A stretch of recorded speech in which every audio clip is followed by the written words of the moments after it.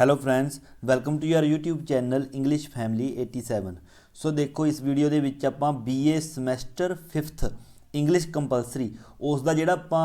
Play ਕੀਤਾ ਹੈ all my sons ਉਸ ਦੇ ਜਿਹੜੇ ਲੌਂਗ ਕੁਐਸਚਨ ਨੇ ਔਰ ਉਸ ਦੀ ਸਮਰੀ ਹੈ ਉਹ ਤੁਹਾਨੂੰ ਪਲੇਲਿਸਟ ਦੇ ਵਿੱਚ ਮਿਲ ਜੇਗੀ। ਤੇ ਹੁਣ ਆਪਾਂ ਇਸ ਪਲੇ ਦੇ ਜਿਹੜੇ ਨੇ ਸ਼ਾਰਟ ਕੁਐਸਚਨ ਨੇ ਜਿਹੜੇ ਉਹ ਆਪਾਂ ਕਰ ਰਹੇ ਹਾਂ। ਇਸ ਤੋਂ ਪਿਛਲੀਆਂ ਪਾਰਟ 1 2 ਅਤੇ ਪਾਰਟ 3 ਦੇ ਵਿੱਚ ਆਪਾਂ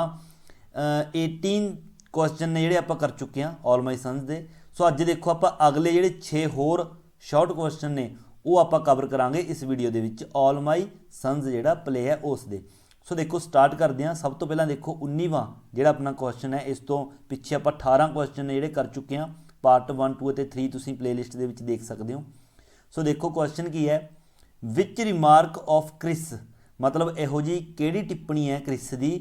जिसने कि मेक्स जॉर्ज वायलेंट, जिसने कि जॉर्ज ਨੂੰ ਇੱਕ ਵਾਇਲੈਂਟ ਹਿੰਸਕ ਬਣਾ ਦਿੱਤਾ। मतलब ਇਹੋ ਜੀ ਕੀ ਟਿੱਪਣੀ ਹੈ ਜਿਹੜੀ ਉਸਨੇ ਕੀਤੀ ਸੀ ਕ੍ਰਿਸ ਨੇ ਜਿਸ ਦੇ ਕਾਰਨ ਜॉर्ज ਹੈ ਜਿਹੜਾ ਉਹ ਗੁੱਸੇ ਹੋ ਗਿਆ ਸੀਗਾ। ਆਨਸਰ ਸਟਾਰਟ ਕਰਦੇ ਹਾਂ। George tells his sister N not to marry Chris. ਜॉर्ज ਨੇ ਆਪਣੀ ਸਿਸਟਰ ਐਨ ਨੂੰ ਕਿਹਾ ਕਿ ਕ੍ਰਿਸ ਨਾਲ ਤੂੰ ਵਿਆਹ मतलब ਨਾ ਕਰਵਾ, because Chris's father has destroyed Deever family, क्योंकि कहता ਕ੍ਰਿਸ ਦਾ ਜਿਹੜਾ ਫਾਦਰ ਹੈ ਜॉय ਕਿਲਰ ਉਸਨੇ ਡੀਵਰ फैमिली ਨੂੰ ਕਹਿੰਦਾ मतलब कि कहता ਆਪਣੀ फैमिली ਨੂੰ बर्बाद करके रख ਦਿੱਤਾ। Chris feels bad hearing this about his father. ਜਿਹੜਾ ਕ੍ਰਿਸ ਹੈ मतलब ਇਹ ਸੁਣ ਕੇ ਆਪਣੇ ਪਿਤਾ ਦੇ ਬਾਰੇ ਇਹ ਸ਼ਬਦ ਸੁਣ ਕੇ ਜਿਹੜਾ ਕ੍ਰਿਸ ਹੈ ਉਸ ਨੂੰ ਕੀ ਹੋਇਆ, ਉਸ ਨੂੰ ਬੈਡ ਫੀਲ ਹੋਇਆ, ਉਸ ਨੂੰ ਬੁਰਾ ਫੀਲ ਹੋਇਆ। ਹੀ ਆਸਕਸ ਜॉर्ज, ਉਸਨੇ ਜॉर्ज ਨੂੰ की चीज़ पूछी, हाउ कैन यू से my dad has destroyed your family. कहना तू इस तरह क्यों कह सकता है, कहना तू किवें कह सकता है कि मेरे पिता ने तेरी फैमिली है जी उसनू डिस्ट्रॉय किया, तबाह किया। When George accuses the Keller family again, तो उस तो बाद जो जॉर्ज है जो उसने दोबारा फिर दोष लाना शुरू किया केलर फैमिली ते, Chris asks him to be civilised about saying something. तो क्रिस ने उसनू कहा जॉर्ज नू कि कुछ भी कहने तो पहला मतलब थोड़ा लैंगुएज है जी अपनी वो सुधार, सिविलाइज्ड मतलब कि थोड़ा जा नरमी नाल पेश आ, मतलब इस तरह गल कही उसने जॉर्ज नू। द वर्ड सिविलाइज्ड ਜਿਹੜਾ ਇਹ ਸ਼ਬਦ ਉਸ ਦੇ ਮੂੰਹ ਚੋਂ ਨਿਕਲਿਆ ਕ੍ਰਿਸ ਦੇ ਮੂੰਹ ਚੋਂ ਕਿ ਉਸ ਨੂੰ ਕਿਹਾ ਕਿ ਤੂੰ ਥੋੜਾ ਢੰਗ ਨਾਲ ਪੇਸ਼ ਆ। ਸਿਵਿਲਾਈਜ਼ਡ ਹੁੰਦਾ ਕਿ ਢੰਗ ਨਾਲ ਪੇਸ਼ ਆਉਣਾ, ਕਿ ਥੋੜਾ ਢੰਗ ਨਾਲ ਪੇਸ਼ ਆ। The word civilised makes Chris very angry. ਤਾਂ ਜਿਹੜਾ ਇਹ ਸ਼ਬਦ ਹੈ ਇਸ ਸ਼ਬਦ ਨੇ ਸੌਰੀ ਉਰੇ ਜॉर्ज ਆਊਗਾ, ਜॉर्ज ਜॉर्ज ਕਰ ਲਿਓ, ਗਲਤੀ ਕ੍ਰਿਸ ਲਿਖ ਗਿਆ ਤਾਂ ਇਹ ਆਊਗਾ this word the word civilised makes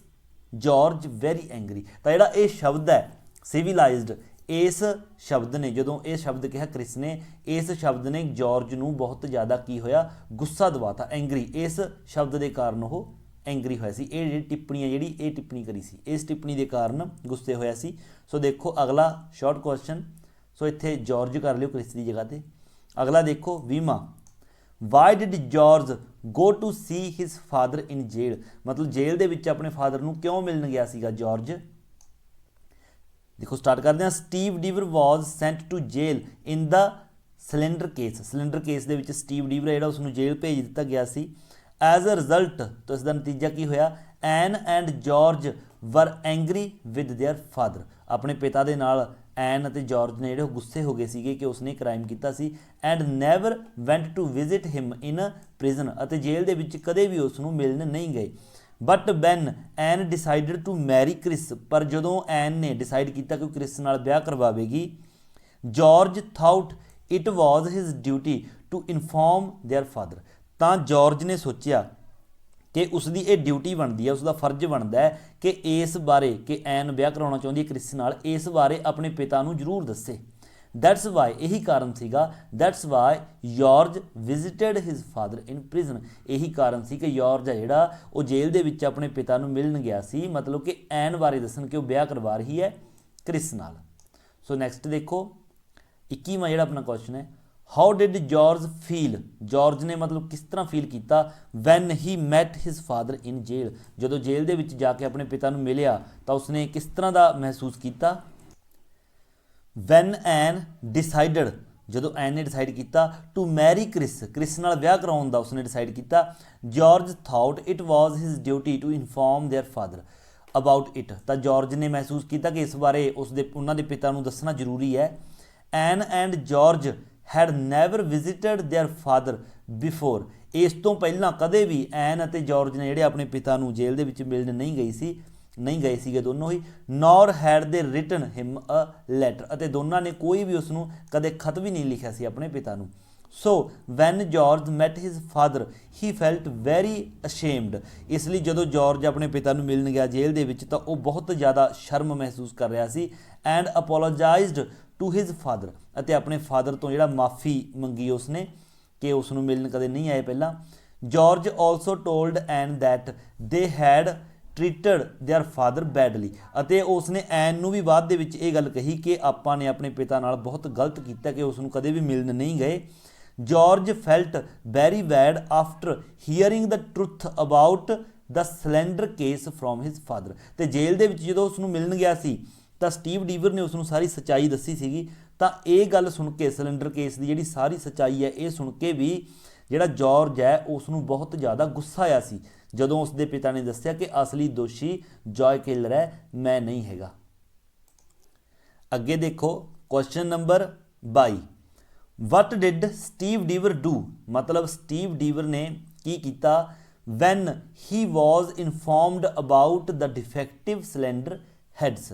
मतलब कि ये उदों की गल है भी स्टीव ने की किया जदों स्टीव नूं मतलब ये गल दसी गई डिफेक्टिव सिलेंडर बारे कि जदों एयरफोर्स ने उन्होंने जिहड़े सिलेंडर ने ऑर्डर करते सी सिलेंडर देने बारे, और स्टीव डीवर ने जदों देखा कि जिहड़े सिलेंडर ने अपनी फैक्ट्री दे विच पए ने वो की ने डिफेक्टिव ने,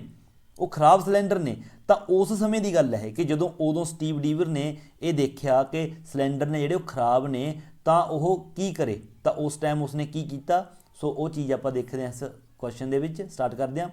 Steve Deever got worried when he was informed about the defective cylinder heads, देखो जदों उसनूं डिफेक्टिव सिलेंडर बारे दस्सिया गया कि एयरफोर्स ने सिलेंडर मंगाए ने पर उन्हां कोल जिहड़े सिलेंडर ने वो खराब ने, उन्हां कोल जिहड़े ने वधिया सिलेंडर नहीं हैगे, तो मतलब वो घबरा गया, वरीड स्टीव डीवर घबरा गया। He called Joe Keller and told him about the defective cylinder heads, उसने जॉ केलर नूं कॉल की अते उसनूं इन्हां खराब सिलेंडर्स ने जिहड़े उन्हां बारे दस्सिया।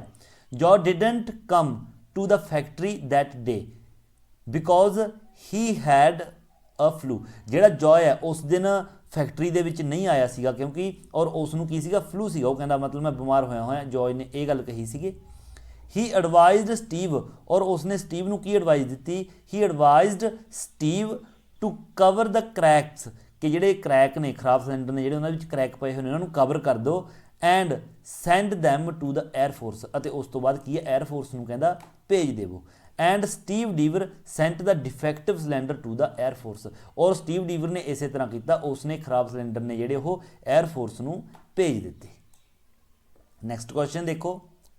Did Joe Keller take the responsibility of the defective cylinder heads, जदों सिलेंडर जिहड़े फट गए ने कहंदे उस जदों उन्हां ते केस चल पिया सीगा जॉ केलर ते स्टीव डीवर ते, तां उस समय की गल है did Joe Keller take the responsibility, कि जॉय केलर ने अपनी जिम्मेवारी लैती of the defective cylinder heads, कि जिहड़े खराब सिलेंडर ने ਉਹਦੇ ਕਹਿਣ ਤੇ भेजे गए सी, क्योंकि जॉ केलर ने ही कहा सी ना स्टीव डीवर नूं कि सिलेंडर ने जिहड़े भेज देवो, तां वो गल है कि जॉ केलर ने अपनी जिहड़ी है रिस्पोंसिबिलिटी लई जां नहीं लई। सो देखो आपां गल करदे हां इस क्वेश्चन दे विच। No Joe Keller didn't take the responsibility, की है कहना नहीं जॉय केलर ने अपनी रिस्पोंसिबिलिटी जिहड़ी वो नहीं लई। ही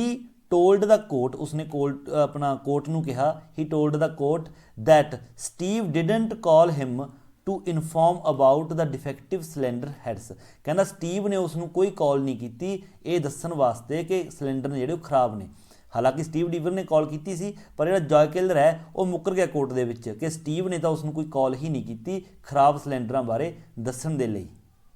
he did not know, he didn't know about the faulty cylinders, कहता वो तो इन्होंने खराब सिलेंडर बारे जानता भी नहीं सी, उन तो कहता कुछ पता ही नहीं सी, कोर्ट के जॉ केलर ये कह रहा सी मुकर गया। सो